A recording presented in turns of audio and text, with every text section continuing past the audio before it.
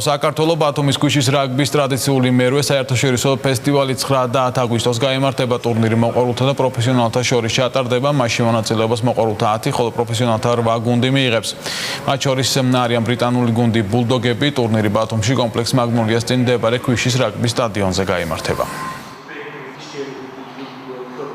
მერვე წელია უკვე იმართება ქვიშის რაგბი, ძალიან დიდი ინტერესი აქვს ხოთაშორის უმაღლესი ლიგის გუნდების თამაშობენ 8 გუნდია და ძალიან ბევრი მოყვარულები არიან. ძალიან საინტერესოა, ძალიან გასართობი თამაშია და მივესალმები ყოველწლიურად თუ იქნება მაქსიმალურად იქნება ჩართულები ამაში. ძალიან მნიშვნელოვანი და ყურადსაღებია ის, რომ ბრიტანული სარაგბო ბრენდი რაინოს წარმომადგენელი ჩამოსული და პარტნიორობას გიწევს და საკმაოდ სერიოზული გეგმებია და იმედი ამ ყველაფერში ისევ და ისევ ბუნებრივია ჩვენი საქართველოს სპორტის დეპარტამენტი ჩაერთვება.